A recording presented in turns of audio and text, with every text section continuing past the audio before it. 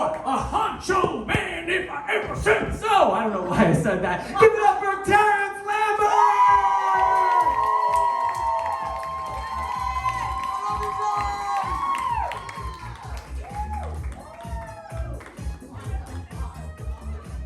Hello everyone, I'm Terrence. I want to give Harper at European Wax Center a special shout out. She did an amazing job on my butt strip before the show today, and my hole has never looked better. You know, every time I get waxed, I always have somebody new, and I always want to make sure that they know that I am a full-fledged fag.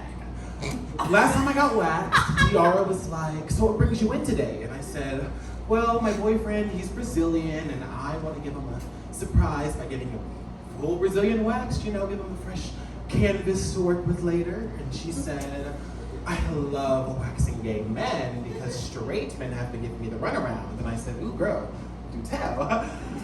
And she said there was this one guy that came in, he kept his head up the entire time, and all he said was that his girlfriend wanted him to come get this wax done, and he had asked if it was typical for guys to come get waxed. And she said, "Yeah, it's actually pretty common. I do have a lot of male clients."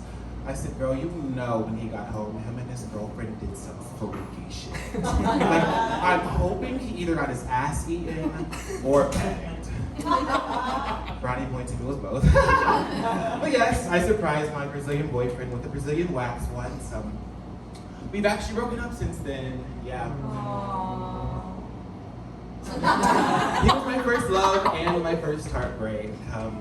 And when I tell y'all I love this man, I literally downloaded Duolingo because I was determined to say my wedding vows in English and Portuguese.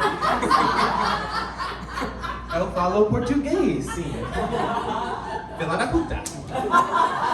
Vai se foder. Como pau. Translation, I speak Portuguese. Son of a bitch. Go fuck yourself. I eat dick. But yes, we broke up. Saudade. And since he was my first, I've learned that everyone deals with breakups differently. Like, my ex, he dealt with the breakup by writing an entire EP about me and releasing it on Apple Music and Spotify. You can imagine my face one day when I woke up to see him post, "I thought you would be the last. My new EP dropping next week."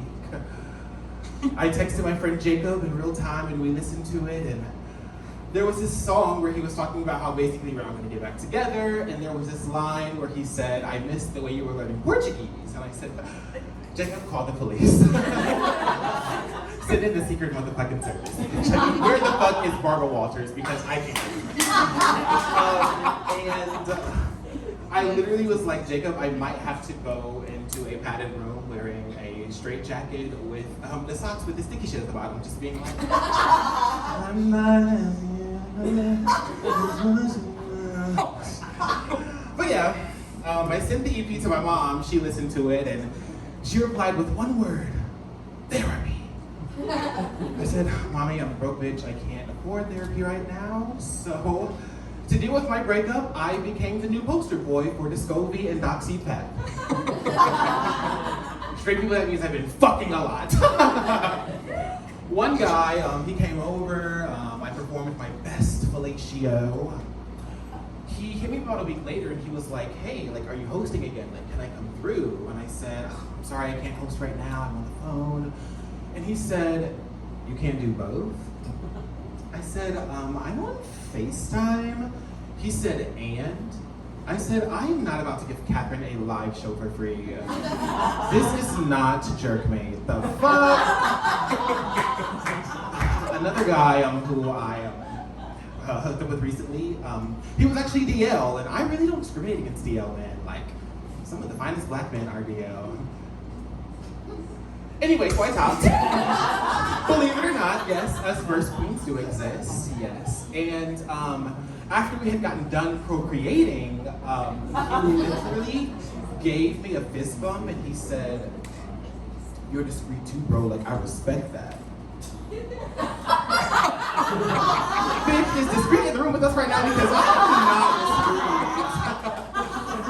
And then he went on to say, he said, "Yeah, whenever you hit me up, or whenever you see me online, hit me up and I'll come through. Your dick is A1. like the steak sauce. And that's how I got the nickname T-Bone.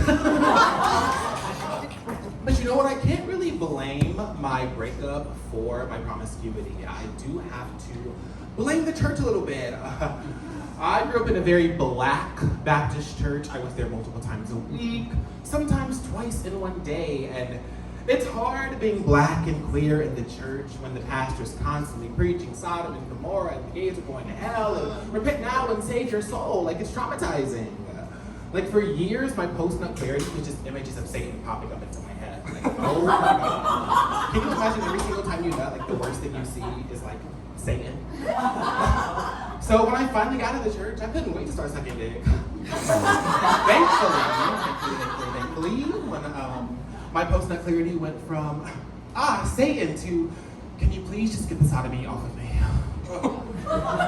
So yes, and homophobia in the black church is so wild to me because the gays are the ones running the production. Like, in my church growing up, the minister of music was literally like a light-skinned Billy Porter. Like, he wore all these elaborate outfits, and he literally talked like, Terrence, come up here and sing your song, let him use you. The black church literally invented don't ask, don't tell. But I can't really shit on the black church too much. I did learn a few things during my time in church. Like, I learned how to sing in church, yes. I was in the church choir, and some of the best singers in the world started off in church. I'm talking Aretha Franklin, Whitney Houston, Terrence Lambert, all started off in church.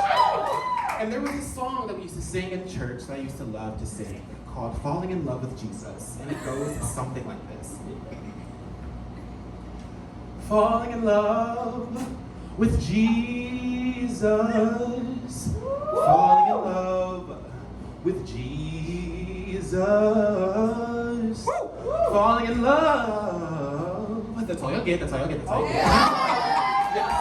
learned how to sing in church. The church helped me find my voice. Like, the church taught me how to stand up in front of an audience and perform for the first time. So I do have to give the church that. Like, I have to thank her. She's not that bitch for nothing, but she did in fact eat that one thing. Yes, and I do have to thank the church for helping me fall in love with Jesus. But most importantly, I have to thank the church for helping me realize that one day I will fall in love with sucking dick. Oh, I'm Terrence. Thank you so much.